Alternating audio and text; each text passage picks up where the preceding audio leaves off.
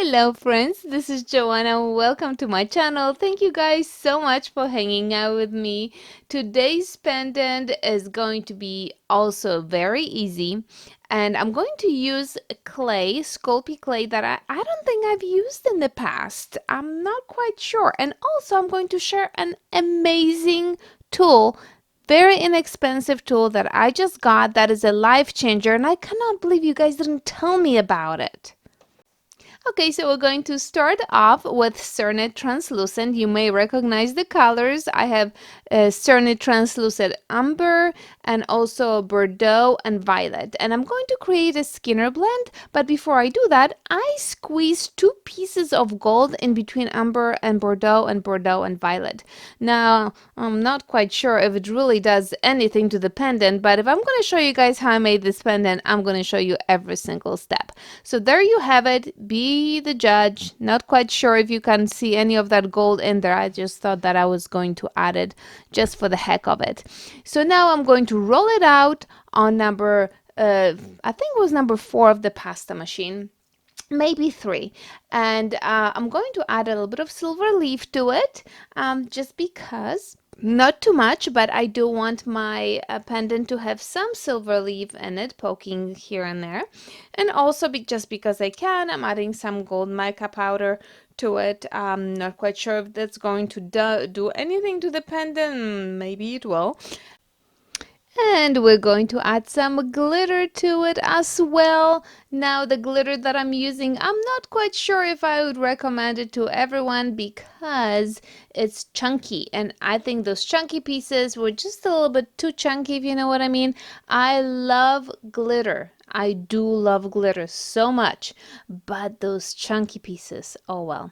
Well, I'm cutting my little sandwich in half, and I'm going to do so that I'm going to put it together so that inside towards the inside, so the violet is on the inside, the amber is on the outside, on top and the bottom. I'm not quite sure if it makes any difference, but that's what I did. And now it's all about slicing and dicing. That's all we're doing.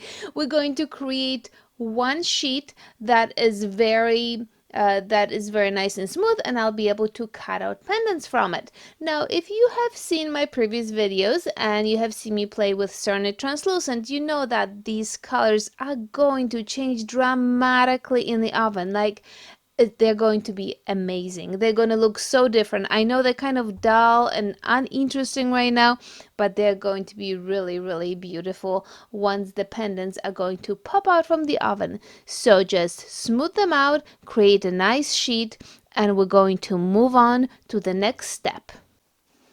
Okay, so the clay I wanted to show you guys is made by Sculpey, and it's Opal. Have you guys used that before? It has all those tiny little shiny pieces inside. It really is beautiful. So the idea behind that I had was to put the translucent on top of Opal so that we could see all those glittery pieces coming through. Well, it really didn't work very well. So I think that the reason for that might be that my translucent clays were just not thin enough. And then I was thinking, it's like, oh, maybe if I bake it, then maybe if we turn it the other way around, you can see the translucent peeking through the opal.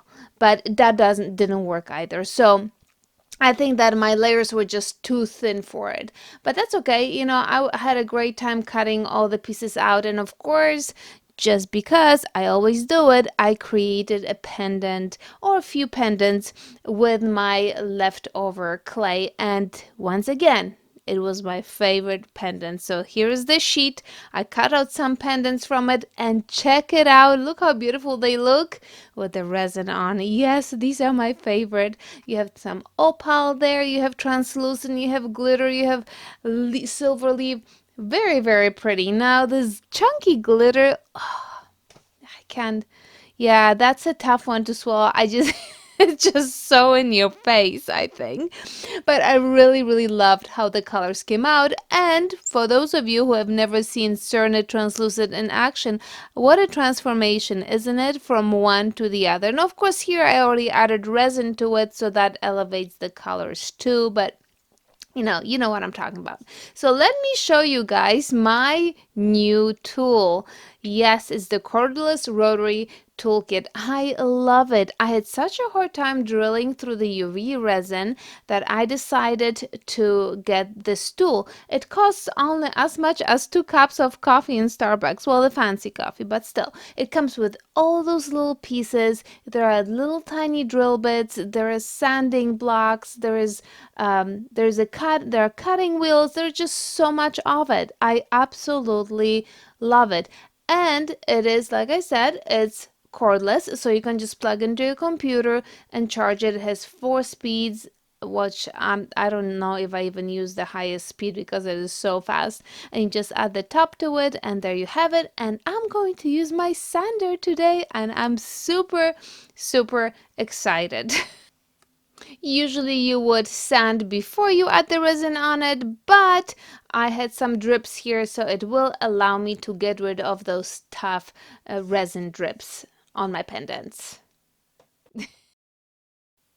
Now, I'm not quite sure why I left my pendants down below, knowing that all the sanding stuff is gonna just come right down on them. Not quite sure about that, but hey, don't worry about those. And look how fun it is. It's very satisfying. It is so simple. Oh my gosh, so easy on my hands. So easy. I should have gotten it a long time ago. My girlfriend got it and she's like, okay, you have to have it.